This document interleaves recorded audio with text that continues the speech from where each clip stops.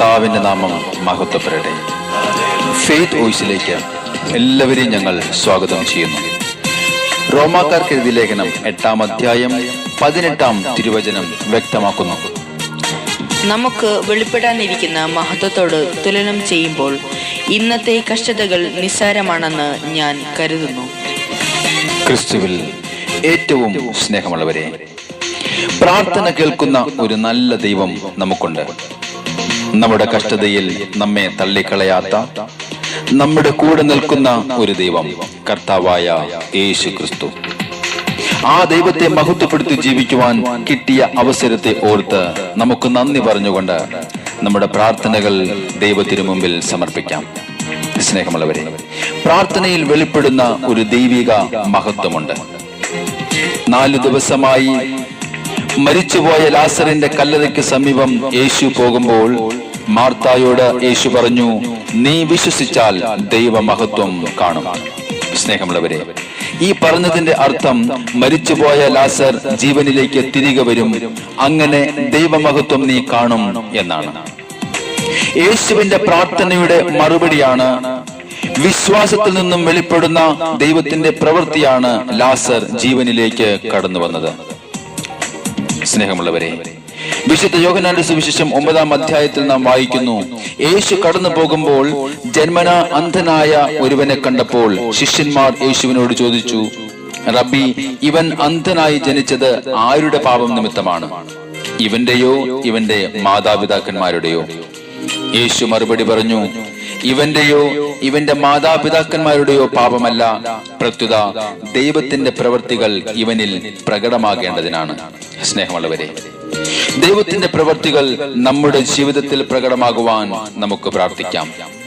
നമ്മുടെ പ്രാർത്ഥനകൾ വിശ്വാസത്തോടെ ദൈവത്തിനു മുമ്പിൽ സമർപ്പിക്കുമ്പോൾ നമ്മുടെ പ്രാർത്ഥനകൾക്ക് മറുപടി, കഷ്ടതകൾക്ക് മറുപടി ദൈവത്തിൽ നിന്നും കടന്നു വരും. അങ്ങനെ ദൈവനാമം മഹത്വപ്പെടും. പ്രാർത്ഥിക്കുകയും യാചിക്കുകയും ചെയ്യുന്നതെന്തും ലഭിക്കുമെന്ന് വിശ്വസിക്കുവിൻ, നിങ്ങൾക്ക് ലഭിക്കുക തന്നെ ചെയ്യും. വിശ്വസിച്ച് പ്രാർത്ഥിക്കാം. നമ്മുടെ എല്ലാ പ്രാർത്ഥനകൾക്കും ദൈവസന്നിധിയിൽ ഉത്തരമുണ്ട്. അവിടുന്ന് നമ്മെ അനുഗ്രഹിക്കും. വിശ്വാസത്തോടെ നമ്മുടെ ആവശ്യങ്ങൾ സമർപ്പിക്കാം.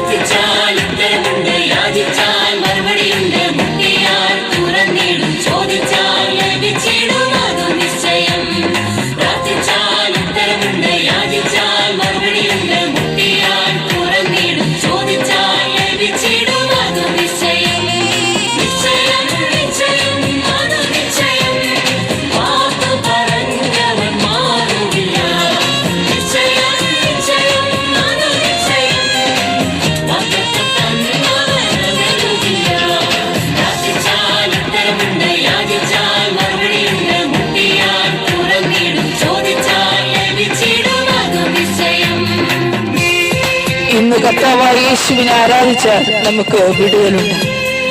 നമ്മുടെ കർത്താവിൽ ആശ്രയിച്ചാൽ അവിടുന്ന് ഇന്നും എന്നും നമ്മെ കരുതും.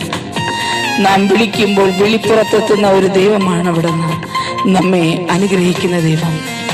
നമുക്ക് വിശ്വാസത്തോടുകൂടി പ്രാർത്ഥിക്കാം. കർത്താവേ, എന്റെ പ്രാർത്ഥന കേൾക്കണമേ.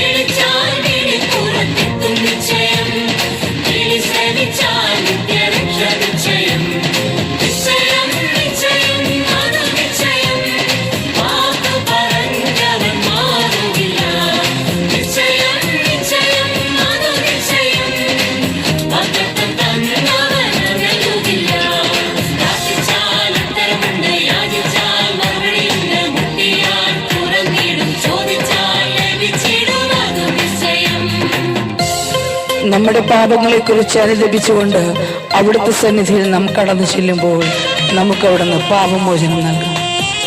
പ്രിയ സഹോദരങ്ങളെ, മനസ്സ് തകർന്ന് അവിടുത്തെ സന്നിധിയിൽ സമീപിക്കുന്ന മക്കളെ അവിടുന്ന് ഒരിക്കലും കൈവിടുകയില്ല. നമുക്ക് കർത്താവിനോട് പ്രാർത്ഥിക്കാം. വിശ്വാസത്തോടെ കടന്നു ചെല്ലാം.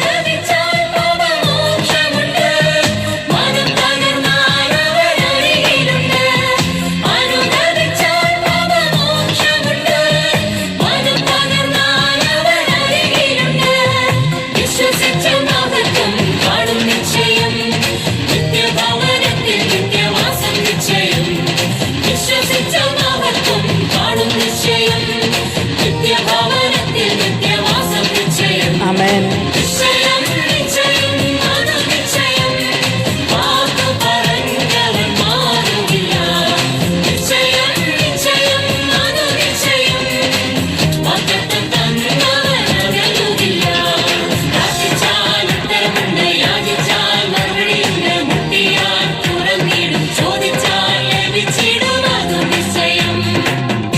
നമ്മുടെ ജീവിതത്തിലെ കൈപ്പേറിയ നിമിഷങ്ങളെ മധുരമാക്കി തീർക്കുന്ന ഒരു ദൈവം. അവിടുന്ന് നമ്മുടെ ജീവിതത്തിൽ അനുഗ്രഹങ്ങൾ ചൊരിയും. അവിടുത്തെ വാഗ്ദാനം നമ്മൾ നിറവേറുവാനായി നമുക്ക് വിശ്വാസത്തോടു കൂടി പ്രാർത്ഥിക്കാം. ജയം നൽകുന്ന യോദ്ധാവ് കർത്താവായ യേശു ക്രിസ്തു. അവിടുന്ന് നമ്മുടെ കൂടെയുണ്ട്.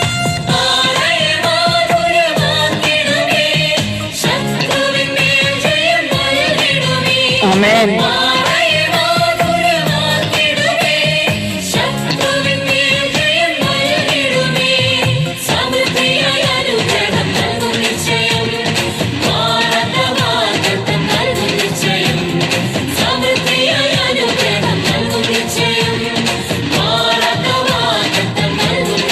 ആമേൻ. ഹല്ലേലൂയ.